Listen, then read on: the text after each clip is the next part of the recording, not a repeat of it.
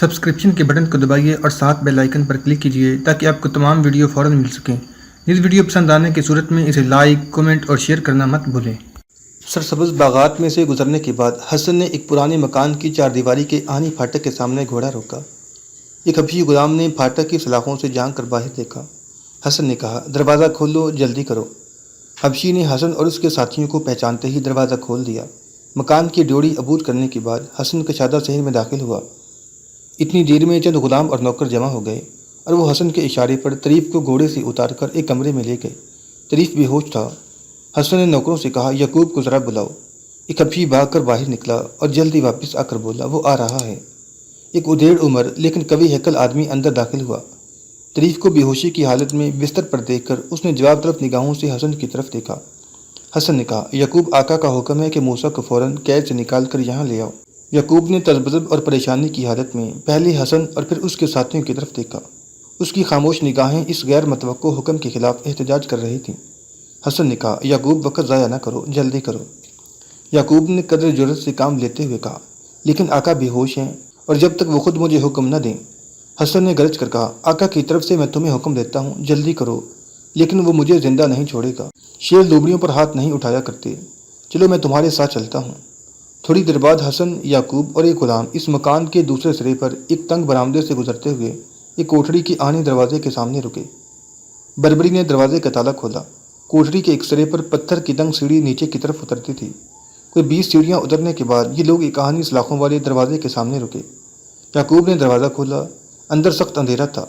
یعقوب نے دروازے کے قریب دیوار کے ساتھ ایک لوہے کی چرخی کو گھمایا تو سامنے کی دیوار میں چھت کے قریب ایک چھوٹا سا روزن کھل گیا اور کمرے میں دھندلی سی روشنی آ گئی۔ یہ کمرہ خالی تھا اور ایک آدمی دائیں ہاتھ دوسری کوٹھڑی کے تنگ دروازے کی آہنی سلاخوں کے پیچھے کھڑا اپنی تنہائی میں مخل ہونے والوں کی طرف دیکھ رہا تھا۔ یہ موسیٰ بن ابی غسان تھا، سطوت و جبروت کا پیکر مجسم، جس کا مرجھایا ہوا چہرہ بھی دیکھنے والوں کے دل دہلا دینے کے لیے کافی تھا۔ حسن نے ایک قدم آگے بڑھ کر کہا، ہم طریف بن مالک کے حکم سے آپ کو قید سے نکالنے آئے ہیں۔ موسیٰ خاموشی سے حسن کی طرف دیکھتا رہا۔ حسن نے پھر کہا، وہ زخمی ہے اور اس کی آخری خواہش یہ ہے کہ آپ اسے پاؤں پر گرنے کا موقع دیں۔ ہم اسے بے ہوشی کی حالت میں یہاں لائے ہیں۔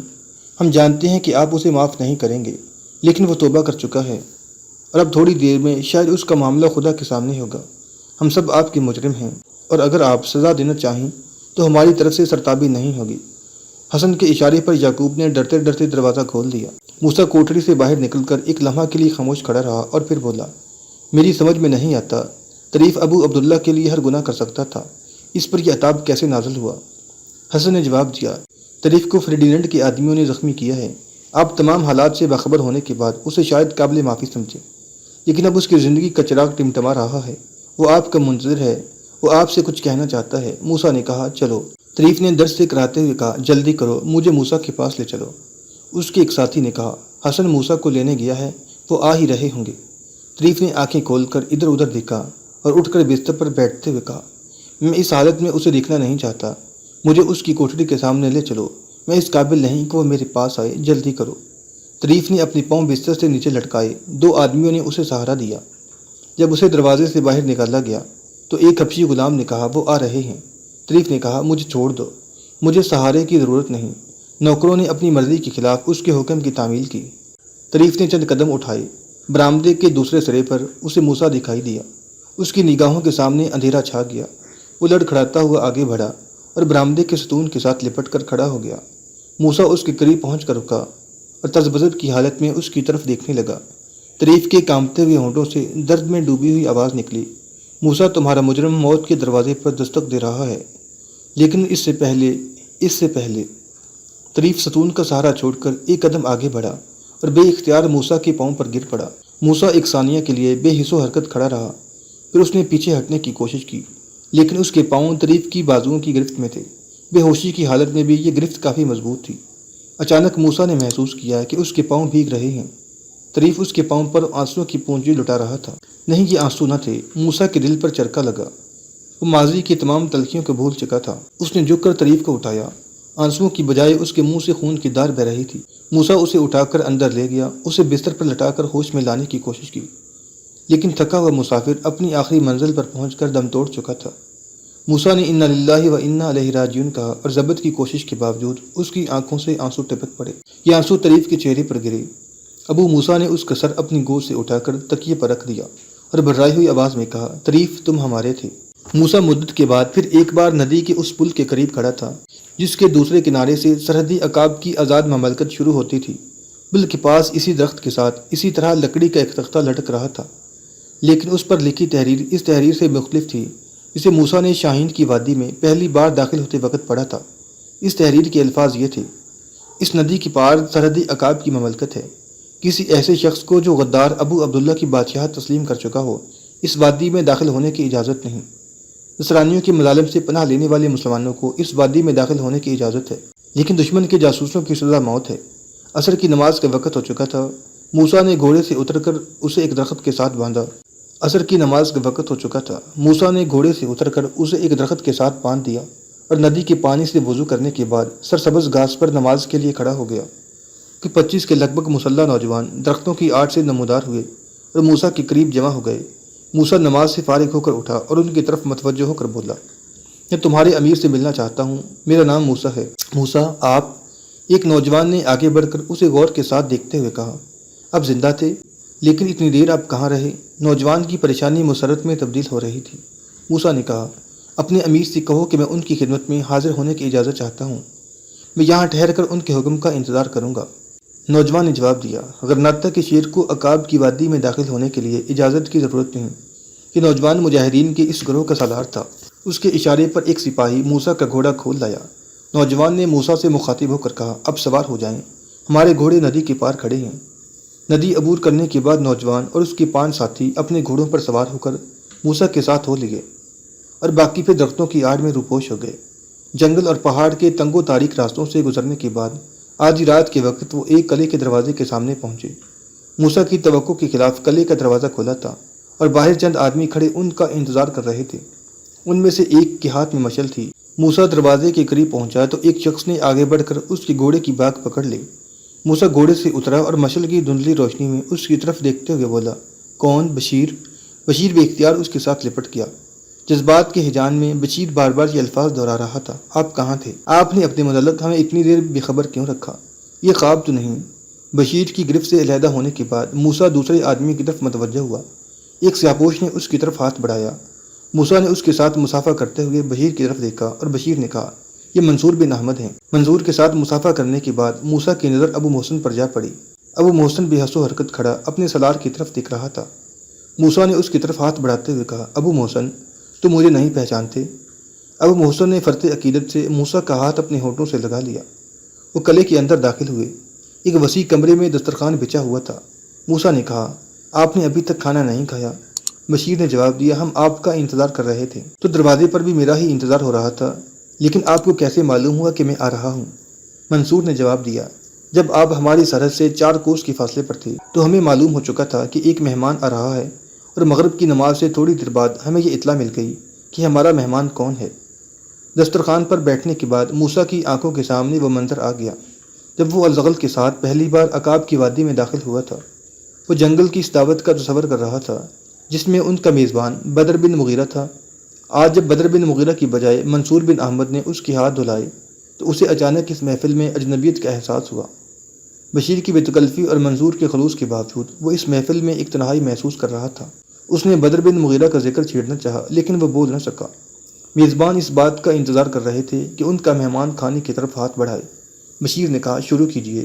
موسیٰ نے غیر ارادی طور پر ایک لقمہ اٹھایا لیکن اس کی بھوک مر چکی تھی۔ اس کا ہاتھ منہ تک پہنچتے پہنچتے رک گیا۔ اس کی آنکھوں کے سامنے آنسوؤں کے پردے حائل ہونے لگے۔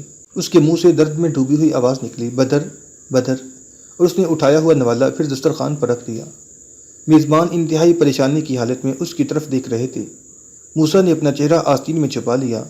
وہ مجاہد جس کے سامنے شیروں کے دل دہل جاتے تھے، جس نے ساری عمر طوفانوں سے لڑنا اور بجلیوں سے کھیلنا سیکھا تھا، جو موت کے بھیانک چہرے کے سامنے کہکے لگانے کی جرأت رکھتا تھا، اس بھری محفل میں رو رہا تھا، اس معصوم بچے کی طرح جس کا عزیز ترین کھلونا ٹوٹ چکا ہو۔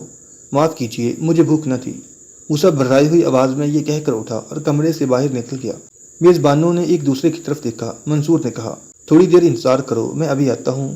بشیر تم میرے ساتھ آ سکتے ہو۔ موسیٰ صحن میں کھڑا آسمان کے جگمگاتے ہوئے ستاروں کی طرف دیکھ رہا تھا۔ بدر، بدر، اس نے ہچکی لیتے ہوئے کہا۔ منصور نے آگے بڑھ کر اس کے کندھے پر ہاتھ رکھتے ہوئے کہا کہ مایوسی غرناطہ کے مجاہد اعظم کی شان کے شایان نہیں۔ غرناطہ کا انجام بہت المناک ہے، لیکن ہمیں ہمت نہیں ہارنی چاہیے۔ ابو موسیٰ نے مڑ کر اس کی طرف دیکھتے ہوئے کہا، میں اس وقت غرناطہ کے متعلق نہیں سوچتا۔ منصور، تم نہیں جانتے ٹوٹی ہوئی دیواریں پھر کھڑی کی جا سکتی ہیں، قلعے دوبارہ تعمیر کیے جا سکتے ہیں، اور قوم کی مردم شماری میں بھی اضافہ کیا جا سکتا ہے۔ لیکن وہ مسیحا جو مردہ اقوام کی رگوں میں ایمان کی حرارت پیدا کرتے ہیں، بار بار پیدا نہیں ہوتے۔ بدر ہماری قوم کا مسیحا تھا، لیکن ہم نے اسے تختہ دار پر لٹکا دیا۔ وہ اس مردہ قوم کی رگوں میں زندگی کے خون کا آخری قطرہ تھا۔ وہ ہماری تلوار تھا جو ٹوٹ گئی، وہ ہمارا بازو تھا جو کٹ گیا، وہ ایک آفتاب تھا جو غروب ہو چکا ہے، اور ہم تاریکی میں بھٹک چکے ہیں۔ قلعے سے باہر گھوڑوں کی ٹاپوں کی آواز سنائی دی۔ منصور نے بشیر کی طرف دیکھا اور بشیر اس کا اشارہ سمجھ کر قلعے کے دروازے کی طرف چل دیا۔ منصور نے موسیٰ سے کہا، آپ تھکے ہوئے ہیں، چلیے اندر بیٹھیں۔ ابو موسیٰ کچھ کہے بغیر منصور کے ساتھ چل دیا۔ پتھر کی سیڑھیاں چڑھنے کے بعد وہ بالائی منزل کے ایک کمرے میں داخل ہوئے۔ اندر شمعیں جل رہی تھیں۔ منصور کے اشارے پر موسیٰ ایک کرسی پر بیٹھ گیا۔ منصور نے اس کے قریب دوسری کرسی پر بیٹھتے ہوئے کہا، اگر قدرت ایک معجزہ کر سکتی ہے تو وہ دوسرا معجزہ بھی کر سکتی ہے۔ ہم آپ کے متعلق نا امید ہو چکے تھے۔ آج جب ہمیں آپ کی آمد کی اطلاع ملی تو ہم یہ سمجھتے تھے کہ ہمارے آدمیوں کو دھوکہ ہوا ہے، لیکن یہ ممکن نہیں کہ جس طرح ہمیں موسیٰ مل گیا ہے اسی طرح آپ کو بدر مل جائے۔ کیا آپ کی طرح وہ بھی روپوش نہیں ہو سکتا؟ موسیٰ نے قدرے پر امید ہو کر منصور کی طرف دیکھا، لیکن پھر مایوس سا ہو کر کہنے لگا، حالات نے تمہیں بھی میری طرح شاعر بنا دیا ہے۔ مایوسی ہر شخص کو شاعر بنا دیتی ہے۔ میں سارا راستہ اپنے دل کو یہ جھوٹی تسلی دیتا آیا تھا کہ بدر بن مغیرہ زندہ ہے۔ ممکن ہے کہ وہ شخص جسے ابو عبداللہ نے قتل کیا ہو کوئی اور ہو۔ یہ بھی ممکن ہے کہ وہ قتل ہونے کی بجائے میری طرح قید میں ہو، اور تمہارے دسترخوان پر بیٹھتے وقت بھی میری نگاہیں دروازے پر لگی ہوئی تھیں۔ میں قدرت کے معجزے کا انتظار کر رہا تھا، اور جب تم نے مجھے کھانے کی طرف ہاتھ بڑھانے کے لیے کہا تو میری امید کا ٹمٹماتا ہوا چراغ بجھ گیا۔ یہ حقیقت میرے لیے ناقابل برداشت تھی کہ اس محفل میں بدر بن مغیرہ کی جگہ خالی ہو چکی ہے۔ اگر میں آتے ہی اس کا ذکر چھیڑ دیتا تو مجھ سے دسترخوان پر بچوں کی سی حرکت سرزد نہ ہوتی، لیکن میں اسے مردہ نہیں بلکہ زندہ سمجھ کر اس کا انتظار کر رہا تھا۔ اپنے منہ سے کچھ کہنے کی بجائے میں آپ کی زبان سے کچھ سننا چاہتا تھا۔ منصور، میں زندگی اور موت کے مفہوم سے ناآشنا نہیں۔ مرنے والوں کی یاد نے مجھے کبھی نہیں ستایا۔ خواب میں بھی میں نے انہیں اس دنیا کی بجائے ہمیشہ کسی اور دنیا میں دیکھا ہے۔ ہماری دوستی کا زمانہ بہت مختصر تھا، لیکن اس کے باوجود میں یہ محسوس کرتا ہوں کہ اس دنیا میں وہ مجھ سے بہت زیادہ قریب تھا، بلکہ وہ میرے وجود کا ایک حصہ تھا۔ دروازے سے باہر کسی کے پاؤں کی آہٹ سنائی دی۔ منصور نے اپنے چہرے پر ایک معنی خیز مسکراہٹ لاتے ہوئے کہا، آپ بدر بن مغیرہ سے ابھی ملنا چاہتے ہیں؟ ایک لمحہ کے لیے موسیٰ مبہوت سا ہو کر منصور کی طرف دیکھتا رہا۔ باہر سے پاؤں کی آہٹ پا کر دروازے کی طرف متوجہ ہوا، اور اچانک اس کی تمام حسیات سمٹ کر آنکھوں میں آ گئی۔ بدر بن مغیرہ سر سے پاؤں تک لوہے میں غرق اس کے سامنے تھا۔ ایک ثانیہ کے لیے موسیٰ بے حس و حرکت کرسی پر بیٹھا رہا۔ آہستہ آہستہ اس کے دل کی دھڑکنیں تیز ہونے لگیں۔ اس کی ہونٹ کپ کپائے، وہ چلایا، بدر، بدر۔ بدر نے ایک قدم آگے بڑھ کر ہاتھ پھیلائے۔ موسیٰ اٹھا اور اس کے ساتھ لپٹ گیا۔ وہ کہہ رہا تھا، بدر تم زندہ ہو، میرے دل نے مجھے دھوکہ نہیں دیا، میرے دوست، میرے رفیق، میرے بازو۔ بدر کی آنکھوں میں آنسو آ چکے تھے، لیکن وہ خاموش تھا، اور جب وہ ایک دوسرے کے سامنے بیٹھ گئے تو موسیٰ منصور کی طرف متوجہ ہوا۔ تم دونوں بہت ظالم ہو، تم نے مجھے یہاں آتے ہی کیوں نہ بتا دیا؟ منصور نے جواب دیا، کیا آپ سمجھتے ہیں کہ اتنی دیر روپوش رہنے کے بعد آپ کسی سزا کے مستحق نہ تھے؟ بدر سے پوچھیے کہ وہ آپ کے لیے کس قدر بے قرار تھا۔ تاہم ہماری نیت یہ نہ تھی کہ آپ کو پریشان کیا جائے۔ بدر ابھی باہر سے آیا ہے، اگر ہم آپ کو پہلے بتا دیتے تو آپ کے لیے انتظار کے چند لمحات بھی ناقابل برداشت ہوتے۔ بشیر نے کمرے میں داخل ہو کر کہا، دسترخوان پر آپ کا انتظار ہو رہا ہے، آئیے۔ بدر نے موسیٰ کی طرف دیکھا اور کہا، آپ چلیں، میں لباس تبدیل کر کے آتا ہوں۔ کھانا کھانے کے بعد بدر بن مغیرہ، موسیٰ، بشیر، منصور اور ابو محسن پھر اسی کمرے میں آ گئے اور دیر تک باتیں کرتے رہے۔ موسیٰ طویل سفر کے بعد یہاں پہنچا تھا، اور بدر بھی اپنی ایک دور افتادہ چوکی سے اس قلعے تک پہنچنے میں 3 گھوڑے تبدیل کر چکا تھا، لیکن اس غیر متوقع ملاقات کے بعد کسی کو نیند یا تھکاوٹ کا احساس نہ تھا۔ دونوں نے اپنی اپنی سرگزشت سنائی۔ اس کے بعد حال اور مستقبل کے متعلق بحث شروع ہوئی۔ موسیٰ نے ابو محسن سے چند سوالات پوچھنے کے بعد کہا، میں قید سے رہا ہونے کے بعد ایک تاجر کا بیس بدل کر غرناطہ گیا تھا۔ وہاں میں نے صرف 2 دن قیام کیا، اور ان 2 دنوں میں اپنے عوام کے متعلق میں نے جو رائے قائم کی ہے وہ یہ ہے کہ اب وہ ذلت کی موت سے بچنے کے لیے ہمارا ساتھ دیں گے۔ فریڈیننڈ کے متعلق اب کسی کو غلط فہمی نہیں، دوسرے شہروں سے قریباً 4 لاکھ مہاجرین غرناطہ میں داخل ہو چکے ہیں، اور ان کی مظلومیت کی داستانیں سن کر غرناطہ کے ہر باشندے کو یقین ہو چکا ہے کہ اگر ابو عبداللہ نے فردیننڈ کی افواج کے لیے غرناطہ کے دروازے کھول دیے تو ان کا انجام مالکا اور دوسرے شہروں کے مسلمانوں سے مختلف نہ ہوگا۔ رضاکاروں کے دستے شہر کے دروازوں پر پہرا دے رہے ہیں۔ الحمراء کے دروازے پر ابو عبداللہ کے خلاف شب و روز مظاہرے ہوتے ہیں۔ مجھے یقین ہے کہ اگر ابو عبداللہ نے عوام کے جذبات کا احترام نہ کیا تو فوج عوام کا ساتھ دے گی، اور غداروں کی جماعت بھی اب یہ محسوس کر رہی ہے کہ انہیں اپنے محل فردیننڈ کے سپاہیوں کے لیے خالی کرنے پڑیں گے۔ پہلے انہیں یہ یقین تھا کہ وہ ابو عبداللہ کی حکومت اور فردیننڈ کی سرپرستی سے فائدہ اٹھا کر عوام کو دونوں ہاتھوں سے لوٹیں گے، لیکن اب ان پر یہ خوف طاری ہو رہا ہے کہ اگر غرناطہ فردیننڈ کے قبضے میں چلا گیا تو انہیں اپنے سے زیادہ خطرناک اور بے رحم ڈاکوؤں سے واسطہ پڑے گا۔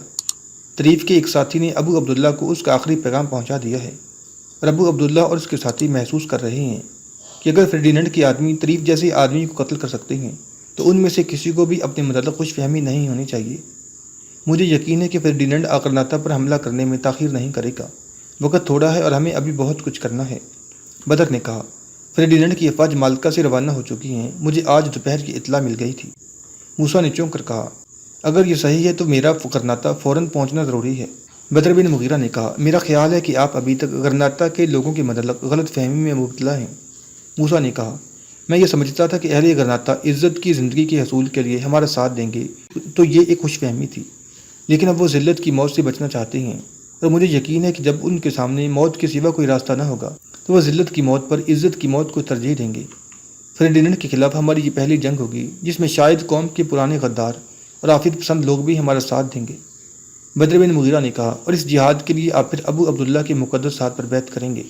موسیٰ نے پریشان ہو کر جواب دیا، میں ابو عبداللہ کے لیے نہیں، غرناطہ کے لیے آپ کے پاس آیا ہوں۔ ہو سکتا ہے کہ اہل غرناطہ کے متعلق مجھے غلط فہمی ہو، لیکن آپ کے متعلق مجھے غلط فہمی نہیں۔ اگر میں یہاں نہ بھی آتا تو بھی آپ اہل غرناطہ کی مدد کے لیے پہنچتے۔ بدر بن مغیرہ ایک لمحہ کے لیے خاموش رہا، پھر اٹھ کر کھڑکی کے قریب جا کر باہر جھانکنے لگا۔ اس کی پیٹھ موسیٰ کی طرف تھی۔ موسیٰ نے کہا، بدر، اگر مجھے یہ یقین نہ ہوتا کہ ہم ان حالات میں بھی غرناطہ کی چاردیواری کی حفاظت کر سکتے ہیں تو میں ایک گمنام سپاہی کی حیثیت میں تمہارے مجاہدین کی جماعت میں شامل ہو جاتا، لیکن مجھے یہ یقین ہے کہ ہم تمہاری مدد کے ساتھ یہ جنگ جیت سکتے ہیں۔ غرناطہ میں اس وقت بھی 1 لاکھ سے زیادہ رضاکار بھرتی کیے جا سکتے ہیں۔ بدر بن مغیرہ نے اچانک مڑ کر موسیٰ کی طرف دیکھا اور کہا، موسیٰ، تم جانتے ہو کہ میں غرناطہ کو بچانے کے لیے بڑی سے بڑی قربانی سے دریغ نہیں کروں گا، لیکن گزشتہ واقعات نے مجھے یہ سوچنے پر مجبور کر دیا ہے کہ کیا ہم غرناطہ کو بچا سکتے ہیں؟ کیا غرناطہ کے لیے ہماری گزشتہ قربانیاں کسی کام آ سکیں؟ اور اب بھی اگر ہم غرناطہ کو اپنا دفاعی مورچہ بنائیں تو کیا ہماری مزید قربانیاں رائگاں نہ جائیں گی؟ ہم کب تک ان گرتی ہوئی دیواروں کو سہارا دیں گے جن کی بنیادیں ہل چکی ہیں؟ اور ہمارا خون کب تک اس درخت کی آبیاری کرتا رہے گا اس کی جڑوں کو کیڑے لگے ہوئے ہیں؟ میری باتیں ذرا تلخ ہیں، لیکن اب حقیقت کے بھیانک چہرے کو الفاظ کے حسین پردوں میں چھپانے کی کوشش بے سود ہے۔ میں یہ ماننے کے لیے تیار ہوں کہ غرناطہ کے عوام اپنی غلطیوں کو محسوس کر رہے ہیں، ان کے دل میں مدافعت کا جذبہ ابھر رہا ہے، اور شاید وہ لڑیں گے بھی، لیکن بدقسمتی سے آج بھی ان کا امیر ابو عبداللہ ہے، اور آج بھی وہی لوگ برسر اقتدار ہیں جن کی غداریوں کے باعث ہماری شاندار فتوحات شکستوں میں تبدیل ہو کر رہ گئیں۔ اہل غرناطہ کے کندھوں پر لاشوں کا بوجھ ہے جنہیں آج سے کئی برس پہلے دفن کر دینا ضروری تھا۔ تم کہتے ہو کہ لوگ الحمراء کے دروازے پر شب و روز مظاہرے کرتے ہیں، لیکن کیا ان مظاہروں سے ان کا مقصد یہ نہیں کہ ابو عبداللہ اپنے محل سے نکل کر ان کی رہنمائی کرے؟ میں ان لوگوں کے متعلق کیا کہوں جو میدان جنگ میں رہنمائی کے لیے ایک بوسیدہ لاش اٹھا کر اپنے کندھوں پر رکھ لیں؟ موسیٰ، الحمراء کی تعمیر میں ہمارے اسلاف کا خون اور پسینہ صرف ہوا ہے، لیکن اگر آج اس کی دیواریں ابو عبداللہ جیسے غداروں کو پناہ دیتی ہیں تو خدا کے لیے اہل غرناطہ سے کہو کہ وہ ان دیواروں کو گرا دیں۔ اگر الحمراء کے دروازے ان کے ہاتھوں کو قوم کے غداروں کی شہرک تک پہنچنے سے روکتے ہیں تو ان دروازوں کو توڑ ڈالو۔ اگر مردوں نے اقتدار کی کرسیاں سنبھال رکھی ہیں تو انہیں کرسیوں سمیت دفن کر دو۔ آپ کو غلط فہمی نہ ہو، ہماری تلواریں کسی بادشاہ کے لیے بے نیام نہیں ہوئی تھیں۔ آپ کو غلط فہمی نہ ہو، ہماری تلواریں کسی بادشاہ کے لیے بے نیام نہیں ہوئی تھیں۔ ہمیں غرناطہ کے نام نہاد شاہی خاندان سے کوئی محبت نہ تھی۔ ابو الحسن کی دعوت پر ہم نے اس لیے لبیک کہا کہ اس نے قوم کو دشمن کی غلامی سے نجات دلانے کا عہد کیا تھا۔ ہم نے الزغل کی قیادت اس لیے قبول کی کہ وہ قوم کی آزادی کے لیے میدان جنگ میں کودا تھا، لیکن ہماری ناکامیوں کا باعث صرف یہ تھا کہ انہوں نے میدان میں کودنے سے پہلے غرناطہ کو منافقین کے وجود سے پاک کرنے کی ضرورت محسوس نہ کی۔ الزغل کو موقع ملا، لیکن اس نے اپنے بھتیجے کو تختہ دار پر لٹکانے کی بجائے اسے لوشا کا حاکم بنا دیا، اور اس نے یہ شہر فردیننڈ کے حوالے کر دیا۔ ابو محسن سے پوچھیے، اسے اہل غرناطہ کی رہنمائی کا موقع ملا، لیکن اس نے بھی وہی غلطی کی۔ اس نے رضاکاروں کی فوج تیار کی اور ابو عبداللہ کو اپنا رہنما بنا لیا، لیکن ابو عبداللہ کے ساتھ غدار بھی میدان میں پہنچ گئے اور ان کی فتوحات شکست میں تبدیل ہو گئیں۔ موسیٰ، اگر تم جہاد کی دعوت لے کر آئے ہو تو یہاں سے مایوس ہو کر نہیں جاؤ گے، لیکن کیا یہ ضروری ہے کہ ان تمام واقعات کے بعد بھی ہم عبداللہ اور اس کے ساتھیوں کا تابوت اٹھائے پھریں؟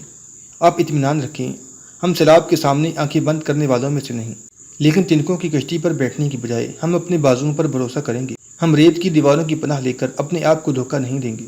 تم کہتے ہو کہ اب ابو عبداللہ اور اس کے ساتھی اپنا مفاد خطرے میں دیکھ کر عوام کا ساتھ دیں گے، لیکن اس بات کا کیا ثبوت ہے کہ کل اگر فریڈیننڈ انہیں یہ یقین دلا دے کہ تمہارا مفاد خطرے میں نہیں تو میں تمہیں عوام کے کندھوں پر سوار رہنے اور قوم کا خون چوسنے کی اجازت دیتا ہوں، تو وہ قوم کا ساتھ نہیں چھوڑ دیں گے؟ جب تک یہ لوگ زندہ ہیں غرناطہ کی زندگی خطرے میں ہے، اور میں ان کی غیر طبعی زندگی میں اضافہ نہیں کرنا چاہتا۔ مجھے جو کچھ کہنا تھا کہہ چکا ہوں، اس کے باوجود اگر تم حکم دیتے ہو تو میں حاضر ہوں، اور میرے تمام سپاہی حاضر ہیں۔ بدر بن مغیرہ اپنی کرسی پر بیٹھ گیا۔ موسیٰ کچھ دیر سر جھکا کر سوچتا رہا، بالآخر اس نے کہا، آپ کو یہ معلوم ہو چکا ہے فریڈیننڈ غرناطہ پر حملہ کرنے والا ہے، اور خدا شاہد ہے کہ اس وقت میرے سامنے صرف یہ سوال ہے کہ اندلس کے مسلمانوں کے اس آخری حساس کو بچایا جائے۔ ہمارے لیے یہ وقت ابو عبداللہ کے متعلق سوچنے کا نہیں، وقت آنے پر ہم سب غداروں سے نپٹ لیں گے۔ کیا آپ یہ سمجھتے ہیں کہ میرے دل میں ان لوگوں کے لیے کوئی رحم ہو سکتا ہے جن کے باعث ہماری قوم کی ہزاروں بیٹوں کی عصمت لٹ چکی ہے؟ لیکن اب ایک طرف دشمن ہمارے سینے پر نیزہ تانے کھڑا ہے اور دوسری طرف یہ مجرم ہیں۔ اگر ہم ان کی طرف متوجہ ہو جائیں تو دشمن کا وار خالی نہیں جائے گا۔ اگر خدا نخواستہ فریڈیننڈ نے غرناطہ فتح کر لیا تو ہم ہمیشہ کے لیے ختم ہو جائیں گے۔ بدر، میرے سامنے اس وقت کئی لاکھ عورتوں کی عصمت بچانے کا سوال ہے۔ اگر ہم نے نصرانیوں کو پسپا کر دیا تو ان منافقین کے لیے صرف دو ہی راستے ہوں گے، یا تو یہ قوم کے پیچھے لگ جائیں گے اور یا قوم کے پاؤں تلے کچلے جائیں گے۔ میں صبح ہوتے غرناطہ چلا جاؤں گا۔ اگر فریڈیننڈ کا رخ غرناطہ کی طرف ہے تو چند دن تک آپ کو اہل غرناطہ کی قوت مدافعت کا حال معلوم ہو جائے گا۔ اگر مجھے مایوسی ہوئی تو میں یہ سمجھ لوں گا کہ غرناطہ کی بجائے یہ جنگل اور پہاڑ ہمارا آخری حصار ہے۔ میں آپ کے پاس چلا آؤں گا اور وہ لوگ میرے ساتھ ہوں گے جو دشمن کے ساتھ آخری دم تک لڑنے کا فیصلہ کر چکے ہیں۔ بدر نے کہا، یہ آپ کو معلوم ہے کہ جب آپ دشمن کے خلاف تلوار اٹھائیں گے تو ہماری تلواریں نیام میں نہیں رہ سکیں گی۔ اگر اہل غرناطہ کا کوئی گروہ آخری دم تک لڑنے کا فیصلہ کر چکا ہے تو آپ ان کو یہاں آنے کا مشورہ نہ دیں۔ وہ صرف مایوسی کے وقت یہاں آئیں گے، اور یہاں مایوس ہونے والوں کے لیے کوئی جگہ نہیں۔ وہ اگر اپنی جگہ پر ڈٹے رہے تو صرف ہم ہی نہیں بلکہ دنیا کے ہر گوشے سے مسلمان ان کی مدد کے لیے پہنچیں گے۔ ابو عبداللہ اور اس کے ساتھی کے متعلق میں پھر یہ کہوں گا کہ اگر حالات آپ کو ان کے خلاف کسی فوری اقدام کی اجازت نہ دیں تو بھی ان کی کڑی نگرانی ضروری ہے۔ موسیٰ نے کہا، اگر آپ کو اعتراض نہ ہو تو میں ابو محسن کو اپنے ساتھ لے جانا چاہتا ہوں۔ ہمیں کیا اعتراض ہو سکتا ہے؟ آپ ہم میں سے جس کو چاہیں اپنے ساتھ لے جا سکتے ہیں۔ صبح کی نماز کے بعد بدر بن مغیرہ اور اس کے ساتھی موسیٰ اور ابو محسن کو الوداع کہہ رہے تھے۔